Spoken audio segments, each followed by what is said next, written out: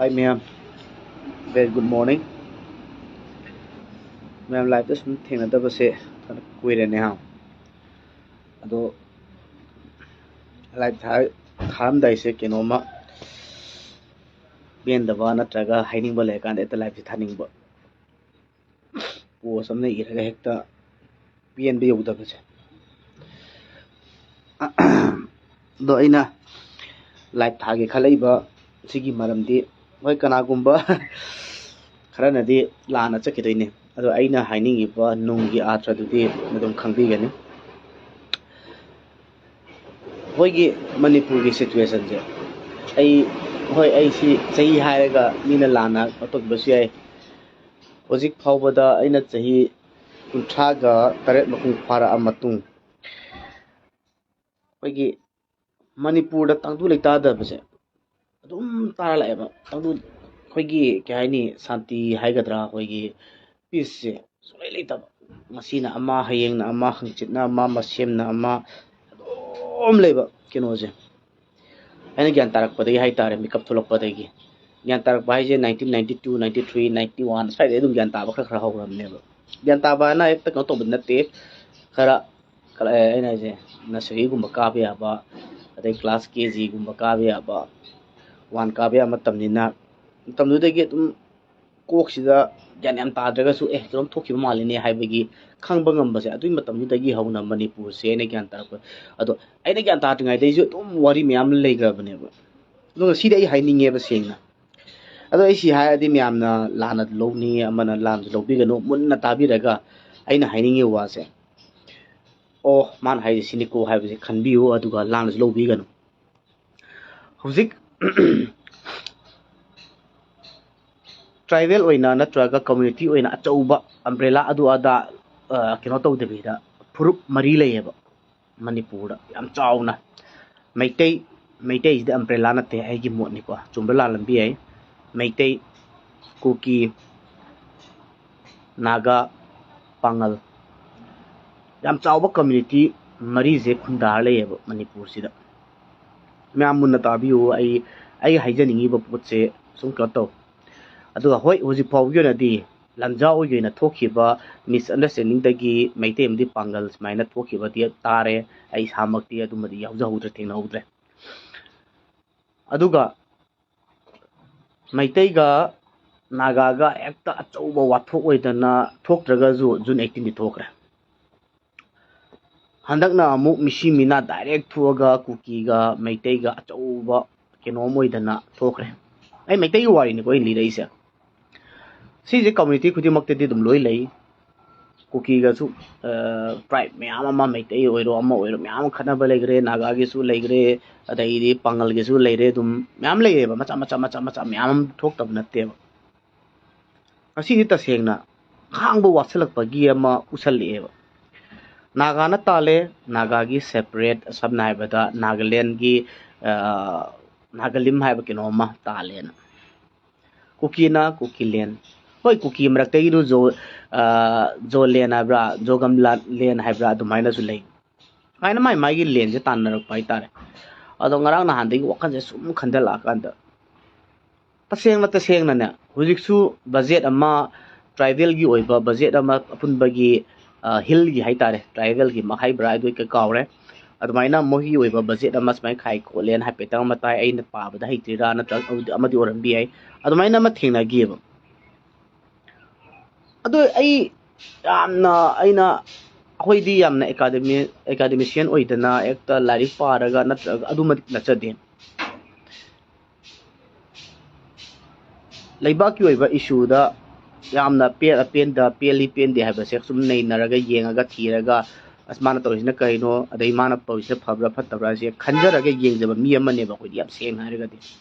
larik ta paraga laik te yengaga ai tasengna phongjaba natraga haiba paba life tab adu natte wakhalo da tholokpa afa phataba dudi kona su dum nei na ba yaba pot amani adu afa ba su myamam leigani phataba su dum leigani ba asoi ba su myawgani ado ai huji haijaninge bi yam seng na harabada Naga gi su magi demand ama tawe adagi di keno gi su Meitei gi su demand ama tawe adagidi Muslim gi Pangal gi Muslim gi kino gi demand amat tawe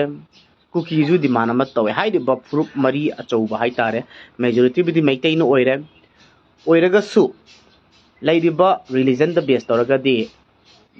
Meitei haiba lining sidi majority nateba Meitei lining se minority neba ko yam thina minority ni aduga ngasi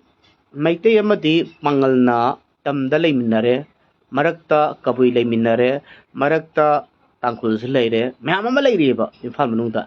plus even atoppa community macha mayam ama leigreba yes hojik demand gi metung inna pare Naga gi demand do government na pibiro Kuki pibiro loi piro ba tampak sida haideba tampak Kuki singna usitta na ngangi ba 750 square kilometer adu ada mayam ama hayeba pare adu da Meitei khata leirage ba Pangal su leibiranu Naga su leibiranu Kuki su leibiranu Meitei khatang leihalase ba ngamadra ba Naga ngamadra Kuki ngamadra Pangal ngamadra ba ngasi phawda Meitei na asuk kuina Manipur kaibi yaroi Manipur thugaibi yaroi machem tabi yaroi laudon leiriba sida nakoina ama mai wasna te phatte haigera phai haigera lali haigera landi haigera Pangal di hai haina Manipur thugaibi yaroi Manipur machem se kaibi yaroi habase moi di hai hainu lepi adubu sometimes ahoigi Naga ichinau ne hairiba Naga ichinau singju masagi oiba selfish oibagi mong ama all Naga di ai hairoi yamna wakhanji yamna tampaki wakhala makhalakpa natraga humanity humanity gi wakhala makhala kanda tampakta taliba ichinau singna khaliba Meitei singna khalise chumine go khanba Naga mayam su leiri atakta Meitei keno Pangal su mayam ama leiri Kuki su leitab natte Kuki maraktai thado maraktagi mayam leitab natte adu ngasi dai wasale ba tasengna ai wara ba je ngonde henba mayam awaba mayam lengane ba ai hangninge ba menoina community ani Naga umbrella amadi Kuki umbrella ani sida ai hangninge ba yam sengna ngasi di hairi mana khoi ani pulle la lawrasi how long kyam kuina noi punba ngamdoino pulle lawrasi yare okay government na ya tar ko tar khoi pare Kuki na Naga na taliba poto pithogro na CSO na traga miyam je lepin lawrasi ba tawro moi to patawro na tampak si noi laktaba na traga tampak si da polai daba tampak si da noi business tawdaba ngamgadra ba haina sine no never sungam ngamoy daba tabak tawgano hairi ba separate adu ada na asisu chak thokna ye capital haina leriba separate nagi state adu ada ji na punsi de sungphang phangoi adubu nasagi oiba budget ama tarapma matamda pirien lawrase ba ado ngamadra ba man Imphal manungda tadaba hairiba 650 haigra 750 haigra 700 haigra parivar ma haija sanoba tampak sida nakoi khunda ba sung Kuki ni haiba ani furup magi umbrella nungda leiriba amata tahalaroi adagidi Naga gi leiriba ahoigi umbrella nungda leiriba amata tahalaroi haiburagadi yes ngamadra ba ngamoi da bathabak te togum seba ware ba tasengna Manipur leita direba yam thino wakhal eba hoji no mai wa ba hengalakpa tasena paisa paiba na khoi business to ba na khoi di waram da bi yai tolop ta government gi thabak to ba mi di waram da bi yai nongma talaga suri ba nongma talaga thabak suri ba mi da di yam thino wai all community da wai si gumade makse Meitei khata natte Kuki da suwa gani Naga da suwa gani Pangal da suwa gani community khudi makta dani tolop sari ba khathabak tawri ba khudi makta di madudi awaba leramoi lara basini da sum use to bagi mong ma to bagi mong je ureba sangal eba sum yam ti sange ba MLA sing ju oi mangai re hangje nei na ai hangjari sini hai na Pangal ama ka to ba matamda Pangal ga Meitei ga di hai na akhoi Manipur thuai bi yaro mase kai bi yaro habje lepi ba amrom da nei na je Pangan gi michang adu gi michang adai michang na cha dei na hai se maybe I'm wrong ai soibe ngang ba soibe yaw bi yai adu bu ji lai ba condition sida Manipur da hoji tangdu leita da ji anti koi khale ꯑꯩꯈꯣꯏꯅ ꯄꯣꯛꯇ꯭ꯔꯤꯉꯩ ꯃꯃꯥꯡꯗꯩ ꯏꯄꯨ ꯏꯄꯥ ꯍꯥꯛꯇꯛꯇꯒꯤ ꯑꯗꯨꯝ ꯂꯩꯔꯛꯑꯕꯅꯦꯕ ꯁꯤꯒꯨꯝꯕꯁꯦ ꯑꯗꯣ ꯍꯧꯖꯤꯛ ꯇꯣꯉꯥꯟꯅ separate ꯅꯠꯇ꯭ꯔꯒ ꯑꯗꯨ ꯑꯗꯥ ꯕꯖꯦꯠ ꯅꯠꯇ꯭ꯔꯒ ꯅꯣꯏ ꯇꯣꯉꯥꯟꯅ ꯈꯥꯏꯔꯁꯤ ꯂꯩꯐꯝꯒꯤꯁꯨ ꯇꯣꯉꯥꯟ ꯂꯣꯏ ꯇꯧꯔꯁꯤ ꯃꯥꯏ ꯀꯩꯅꯣꯁꯦ ꯇꯧꯔꯁꯤ ꯍꯥꯏꯔꯒꯗꯤ ꯉꯝꯃꯗ꯭ꯔꯕ ꯅꯣꯏ ꯂꯩꯇꯕ ꯃꯅꯤꯄꯨꯔꯁꯤꯗ ꯅꯠꯇ꯭ꯔꯒ ꯏꯝꯐꯥꯜꯁꯤꯗ ꯇꯁꯦꯡꯅ ꯏꯝꯐꯥꯜꯁꯤꯗ ꯅꯣꯏ ꯂꯩꯇꯕ ꯉꯝꯃꯗ꯭ꯔꯕ ꯏꯝꯐꯥꯜꯁꯤꯗ ꯅꯣꯏ ꯂꯩꯇꯁꯨ ꯌꯥꯔꯦ ꯇꯁꯦꯡꯅ ꯁꯦꯄꯔꯦꯠ ꯑꯣꯏꯅ ꯐꯖꯅ ꯂꯩꯅꯔꯁꯦ ꯈꯥꯏꯗꯣꯛꯑꯁꯤꯅꯦ 3 ꯊꯣꯛꯅꯒꯦꯔꯥ 5 ꯊꯣꯛꯒꯦꯔꯥ 10 ꯊꯣꯛꯒꯦꯔꯥ ꯈꯥꯏꯗꯣꯛꯑꯁꯦꯕ ꯃꯩꯇꯩꯁꯨ ꯃꯩꯇꯩꯗꯪ ꯂꯩꯐꯝꯗ ꯑꯗꯨꯝ ꯂꯩꯖꯔꯁꯅꯣꯕ ꯇꯝꯄꯥꯛꯁꯤꯗ ꯑꯗꯨ ꯉꯝꯃꯗꯤ ꯇꯁꯦꯡꯅ ꯇꯧꯔꯁꯤ ꯌꯥꯔꯦꯅ ꯈꯜꯂꯛꯑꯦꯕ ꯑꯃꯁꯨ ꯍꯥꯏꯕꯤꯒꯦ ꯃꯨꯟꯅ ꯇꯥꯎ ꯆꯤꯡꯗ ꯂꯩꯔꯤꯕ ꯑꯦꯅꯤ ꯀꯝꯃ꯭ꯌꯨꯅꯤꯇꯤ ꯈꯨꯗꯤꯡꯃꯛ ꯃꯨꯟꯅ ꯇꯥꯕꯤꯌꯨ ꯑꯩꯅ ꯍꯥꯏꯁꯦ ꯑꯩꯁꯦ ꯆꯤꯡꯗ ꯆꯥꯎꯔꯛꯄ ꯃꯤ ꯑꯃꯅꯤ ꯆꯤꯡꯗ ꯄꯣꯛꯂꯛꯄ ꯃꯤꯅꯤ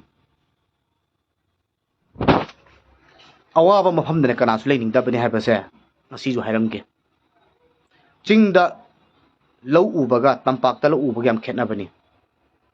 ꯀꯔꯤꯒꯨꯝꯕ ꯇꯝꯄꯥꯛꯁꯤꯗ ꯂꯩꯔꯤꯕ ꯂꯧ ꯃꯌꯥꯝꯁꯦ ꯃꯩꯇꯩꯅ ꯎꯔꯒ ꯃꯩꯇꯩꯅ ꯕꯤꯖꯤꯅꯦꯁ ꯇꯧꯔꯛꯄ ꯃꯇꯝꯗꯅ ꯂꯦꯝ ꯄꯥꯡꯀꯣꯟꯅꯅꯤ ꯑꯁꯤ ꯄꯨꯟꯅ ꯂꯣꯏ ꯌꯦꯟꯅꯅꯕ ꯆꯤꯡꯗꯒꯤ ꯄꯨꯔꯛꯄ ꯄꯥꯟ ꯑꯣꯏꯒꯦꯔꯥ ꯑꯃ ꯑꯣꯏꯒꯦꯔꯥ ꯇꯝꯄꯥꯛꯇ ꯆꯥꯔꯤꯅꯤ ꯇꯝꯄꯥꯛꯇ ꯐꯪꯉꯤꯕ ꯀꯩꯅꯣꯁꯦ ꯆꯤꯡꯗ ꯆꯥꯔꯤꯅꯤ ꯃꯁꯤꯒꯨꯝꯕ ꯕꯤꯖꯤꯅꯦꯁ ꯃꯥꯏ ꯂꯩꯅꯔꯤ ꯉꯥꯛꯇꯅꯤ ꯈꯨꯟꯗꯥꯕ ꯌꯥꯔꯣꯏ ꯍꯥꯏꯕꯒꯤ ꯐꯤꯕꯝ ꯑꯃ ꯂꯥꯛꯑꯒꯗꯤ ꯉꯝꯃꯗ꯭ꯔꯥ ꯍꯥꯏꯕꯅꯦꯕ ꯇꯧꯅꯤꯡꯗꯦ ꯑꯗꯨꯒꯨꯝꯕꯀꯣ ꯇꯁꯦꯡꯅ ꯃꯩꯇꯩꯅ ꯉꯁꯤ ꯃꯕꯨꯛ ꯐꯠꯃꯟꯕꯒꯤ ꯉꯁꯤ ꯁꯤꯒꯤ ꯐꯤꯕꯝꯁꯦ ꯌꯧꯕꯅꯤ ꯐꯠꯂꯝꯗꯕ ꯇꯥꯔꯒꯗꯤ ꯅꯍꯥꯟꯅꯁꯨꯅꯦ ꯃꯊꯣꯡ ꯃꯔꯥꯡ ꯈꯪꯉꯝꯃꯣꯏ ꯆꯤꯡꯗ ꯀꯅꯥꯒꯨꯝꯕ ꯑꯃꯠꯇ ꯂꯩꯅꯤꯡꯗꯕꯗꯨꯅꯕꯨ ꯀꯔꯤ ꯍꯥꯏꯇꯥꯔꯦ ꯑꯆꯧꯕ ꯊꯕꯛ ꯇꯧꯕ ꯃꯌꯥꯝꯁꯤꯅ ꯏꯝꯐꯥꯜ ꯑꯦꯔꯤꯌꯥꯗ ꯇꯝꯄꯥꯛ ꯑꯦꯔꯤꯌꯥꯗ ꯂꯝ ꯂꯩꯁꯟꯗꯅ ꯃꯇꯨ ꯊꯤꯖꯤꯟꯗꯅ ꯂꯩꯔꯤ ꯃꯌꯥꯝꯁꯦ ꯅꯣꯏꯗꯤ ꯈꯪꯉꯣꯏ ꯑꯩꯈꯣꯏꯗꯤ ꯈꯪꯉꯦ ꯑꯩ ꯐꯖꯅ ꯈꯪꯉꯦ ꯆꯤꯡꯗ ꯂꯩꯅꯤꯡꯗꯕ ꯀꯌꯥ ꯑꯃꯅꯤ ꯑꯩ ꯈꯪꯉꯤ ꯒꯣꯔꯃꯦꯟ ꯊꯕꯛ ꯇꯧꯕ ꯑꯣꯏꯒꯦꯔꯥ ꯕꯤꯖꯤꯅꯦꯁ ꯇꯧꯕ ꯑꯣꯏꯒꯦꯔꯥ ꯇꯥꯡꯈꯨꯜꯗꯒꯤ ꯑꯣꯏꯒꯦꯔꯥ ꯀꯕꯨꯏꯗꯒꯤ ꯑꯣꯏꯒꯦꯔꯥ ꯃꯔꯤꯡꯗꯒꯤ ꯑꯣꯏꯒꯦꯔꯥ ꯑꯃ ꯑꯣꯏꯒꯦꯔꯥ ꯀꯨꯀꯤꯗꯕꯨ ꯑꯣꯏꯔꯒꯁꯨ ꯊꯥꯗꯧ ꯑꯣꯏꯒꯦꯔꯥ ꯋꯥꯏꯐꯩ ꯑꯣꯏꯒꯦꯔꯥ ꯁꯤꯟꯇꯦ ꯑꯣꯏꯒꯦꯔꯥ ꯃꯥꯔ ꯑꯣꯏꯒꯦꯔꯥ ꯑꯃ ꯑꯣꯏꯒꯦꯔꯥ ꯖꯣꯃꯤ ꯃꯔꯛꯇꯒꯤ ꯄꯩꯇꯦ ꯑꯣꯏꯒꯦꯔꯥ ꯖꯧ ꯑꯣꯏꯒꯦꯔꯥ ꯑꯁ ꯌꯥꯝ ꯂꯩꯈ꯭ꯔꯦ ꯃꯥꯒꯤ ꯀꯥꯟꯅꯕ ꯂꯧꯔꯒ ꯏꯝꯐꯥꯜꯗ ꯂꯩꯈꯤꯕ ꯉꯥꯛꯇꯅꯤ ꯃꯩꯇꯩ ꯑꯃꯠꯇ ꯊꯕꯛ ꯇꯧꯕ ꯑꯆꯧꯕ ꯊꯕꯛ ꯇꯧꯕ ꯑꯃ ꯆꯤꯡꯗ ꯂꯝ ꯂꯩꯔꯒꯅꯦ ꯂꯩꯕ ꯑꯝꯇ ꯂꯩꯇꯕꯅꯤ ꯃꯁꯤ ꯅꯣꯏ ꯈꯪꯖꯜꯂꯨ ꯀꯣ ꯂꯩꯅꯤꯡꯗꯕꯅꯤ ꯂꯩꯁꯨ ꯂꯩꯅꯤꯡꯗꯦ ꯑꯗꯣ ꯅꯣꯏ ꯑꯁꯤ ꯈꯪꯉꯣꯕ ꯑꯗꯣ ꯑꯩꯈꯣꯏꯗꯤ ꯁꯤꯗ ꯌꯥꯝ ꯂꯥꯏꯅꯕ ꯀꯣꯟꯅꯅ ꯂꯩꯔꯤꯕ ꯂꯝ ꯃꯌꯥꯝ ꯑꯃ ꯂꯩꯔꯤꯅ ꯂꯩꯐꯝꯒꯤ ꯋꯥꯕꯣ ꯅꯨꯡꯁꯤꯅꯁꯤ ꯃꯅꯤꯄꯨꯔ ꯀꯥꯏꯍꯜꯂꯣꯏꯁꯤ ꯍꯥꯏꯕꯒꯤꯗꯃꯛꯇ ꯑꯆꯧꯕ ꯐꯤꯔꯦꯞ ꯑꯃꯒ ꯂꯣꯏꯅꯅ ꯃꯩꯇꯩꯅ ꯂꯦꯞꯄꯛꯄꯅꯤ ꯑꯁꯤꯗꯤ ꯅꯨꯡꯉꯥꯏꯇꯦ ꯇꯁꯦꯡꯅ ꯅꯣꯏ ꯇꯁꯦꯡꯅ ꯁꯦꯄꯔꯦꯠ ꯄꯤꯔꯦꯅ ꯂꯧꯔꯁꯤ ꯅꯈꯣꯏꯒꯤ ꯑꯣꯏꯕ ꯇꯥꯜꯂꯤꯕ ꯗꯤꯃꯥꯟꯁꯦ ꯄꯤꯔꯦꯅ ꯂꯧꯔꯁꯤ ꯅꯈꯣꯏꯕꯨ ꯀꯌꯥꯝ ꯀꯨꯏꯅ ꯐ꯭ꯔꯤꯗꯝ ꯂꯩꯕ ꯉꯝꯒꯗꯒꯦ ꯍꯥꯏꯔꯤꯕ ꯆꯤꯡ ꯑꯅꯤꯁꯦ ꯆꯤꯡꯗ ꯂꯩꯔꯤꯕ ꯑꯩꯈꯣꯏꯒꯤ ꯑꯝꯕ꯭ꯔꯦꯂꯥ ꯍꯥꯏꯔꯁꯦ ꯀꯨꯀꯤ ꯑꯃꯗꯤ ꯅꯥꯒꯥꯒ ꯅꯈꯣꯏꯒꯤ ꯑꯣꯏꯕ ꯇꯣꯉꯥꯟꯅ ꯄꯤꯔꯦꯅ ꯂꯧꯔꯁꯤꯅꯦ ꯅꯈꯣꯏꯅ ꯀꯌꯥꯝ ꯀꯨꯏꯅ ꯄꯨꯟꯅ ꯂꯩꯕ ꯉꯝꯒꯗꯒꯦꯕ ꯇꯥꯎꯊꯣꯛꯅ ꯍꯥꯏꯒꯦ ꯆꯍꯤ 5 ꯐꯥꯅ ꯂꯩꯃꯤꯟꯅꯕ ꯉꯝꯃꯣꯏ ꯁꯤꯃꯗꯤ ꯍꯥꯏꯒꯦ ꯅꯥꯒꯥꯅ ꯉꯝꯃꯦꯅ ꯅꯥꯒꯥꯅ ꯊꯨꯞꯆꯟꯈꯤꯅꯤ ꯀꯨꯀꯤꯅ ꯉꯝꯃꯦꯅ ꯅꯥꯒꯥ ꯊꯨꯞꯆꯟꯈꯤꯅꯤ ꯁꯤꯃꯗꯤ ꯍꯥꯏꯔꯝꯒꯦ ꯉꯁꯤꯗꯤ ꯌꯥꯝ ꯁꯥꯎꯅꯤꯡꯉꯦ ꯏꯁꯥꯗ ꯄꯦꯟꯗꯕ ꯐꯥꯎꯏ ꯇꯧꯒꯅꯨ ꯅꯁꯥ ꯈꯛꯇꯒꯤ ꯐꯨꯔꯨꯞꯀꯤꯗꯃꯛꯇ ꯈꯟꯕ ꯃꯩꯇꯩ ꯑꯌꯥꯝꯕꯅ 90% 90% ꯌꯥꯝꯃꯦꯅ ꯂꯧꯔꯁꯦ 70%ꯗꯤ ꯃꯩꯇꯩꯅ ꯃꯅꯤꯄꯨꯔ ꯀꯥꯏꯍꯟꯕ ꯌꯥꯔꯣꯏ ꯍꯥꯏꯕꯅꯤ ꯄ꯭ꯂꯁ ꯑꯗꯨꯗꯅꯦ ꯄꯥꯡꯒꯜ ꯍꯥꯏꯇꯥꯔꯦ 20%ꯅꯅꯦ ꯃꯅꯤꯄꯨꯔ ꯀꯥꯏꯕ ꯌꯥꯔꯣꯏ ꯍꯥꯏꯕꯅꯤ 10%ꯗꯤ ꯃꯅꯤꯄꯨꯔ ꯀꯥꯏ ꯌꯥꯔꯣꯏꯁꯦ ꯅꯥꯒꯥꯒꯤ ꯃꯔꯛꯇ ꯈꯔ ꯌꯥꯎꯔꯝꯒꯅꯤ ꯑꯇꯩꯗꯤ ꯑꯅꯝꯕꯅ ꯃꯥꯒꯤ ꯇꯧ ꯉꯥꯛꯇꯅꯤ ꯉꯁꯤ ꯁꯥꯎꯅꯤꯡꯉꯤ ꯑꯩꯅ ꯍꯥꯏꯁꯤꯗꯤ ꯆꯤꯡꯗ ꯂꯩꯅꯤꯡꯕ ꯀꯅꯥꯝ ꯂꯩꯇꯕꯅꯤ ꯍꯥꯏꯕꯁꯦ ꯑꯃꯨꯛꯀꯁꯨ ꯍꯟꯒꯦ ꯑꯔꯣꯏꯕ ꯑꯣꯏꯅ ꯆꯤꯡꯗ ꯀꯅꯥꯝ ꯂꯩꯅꯤꯡꯗꯕꯅꯤ ꯅꯈꯣꯏ ꯑꯗꯨꯗ ꯌꯥꯝꯅ ꯀꯩꯅꯣ ꯇꯧꯕꯗꯣ ꯇꯧꯒꯅꯨ ꯇꯁꯦꯡꯅ ꯅꯨꯡꯉꯥꯏꯇꯦ ꯋꯥꯔꯦ ꯂꯥꯏꯔꯕ ꯈꯛꯇꯗꯤ ꯋꯥꯔꯤꯁꯦ ꯇꯣꯂꯣꯞ ꯆꯥꯕ ꯇꯣꯂꯣꯞ ꯐꯪꯕ ꯃꯁꯥꯒꯤ ꯕꯤꯖꯤꯅꯦꯁ ꯅꯠꯇꯕ ꯇꯣꯂꯣꯞ ꯑꯣꯏꯅ ꯒꯣꯚꯔꯟꯃꯦꯟꯠꯒꯤ ꯊꯕꯛ ꯄꯩꯁꯥ ꯆꯥꯎꯅ ꯇꯧꯕ ꯑꯩꯈꯣꯏꯒꯤ ꯐꯃꯨꯡꯗ ꯐꯝꯅ ꯂꯦꯞꯅ ꯇꯨꯝꯅ ꯄꯩꯁꯥ ꯂꯥꯛꯄ ꯃꯤꯗꯗꯤ ꯑꯋꯥꯕ ꯈꯪꯉꯝꯃꯣꯏ ꯅꯣꯡꯃ ꯁꯨꯔ ꯇꯥꯜꯂꯤꯕ ꯑꯣꯐꯤꯁ ꯕꯤꯖꯤꯅꯦꯁ ꯃꯆꯥ ꯇꯧꯖꯔꯤꯕ ꯆꯠꯂꯤꯕ ꯃꯤꯁꯤꯡꯁꯤꯗꯤ ꯑꯋꯥꯕ ꯉꯥꯛꯇꯅꯤ ꯀꯨꯀꯤ ꯑꯣꯏꯒꯦꯔꯥ ꯅꯥꯒꯥ ꯑꯣꯏꯒꯦꯔꯥ ꯃꯩꯇꯩ ꯑꯣꯏꯒꯦꯔꯥ ꯄꯥꯡꯒꯜ ꯑꯣꯏꯒꯦꯔꯥ ꯑꯃ ꯑꯣꯏꯒꯦꯔꯥ ꯂꯣꯏꯅ ꯃꯁꯤ ꯑꯋꯥꯕꯁꯦ ꯈꯪꯉꯨ ꯀꯣ ꯑꯦꯅꯤ ꯀꯝꯃ꯭ꯌꯨꯅꯤꯇꯤ SC/SO ꯃꯌꯥꯝꯁꯦ ꯄꯣꯂꯤꯇꯤꯀꯦꯜ ꯏꯁꯨꯗ ꯄꯣꯂꯤꯇꯤꯛꯁ ꯇꯧꯗꯅ ꯈꯣꯠꯇꯅ ꯑꯋꯥꯕꯗꯅ ꯑꯋꯥꯕ ꯄꯤꯕ ꯁꯨꯝ ꯂꯩꯕꯁꯦ ꯍꯦꯟꯃꯜꯂꯦ ꯇꯁꯦꯡꯅ ꯈꯥꯡꯕ ꯋꯥꯁꯜꯂꯛꯑꯦ ꯉꯝꯃꯣꯏꯗꯕ ꯊꯕꯛꯇꯤ ꯇꯧꯅꯒꯨꯝꯁꯤ ꯂꯣꯏꯁꯤꯜꯂꯒꯦ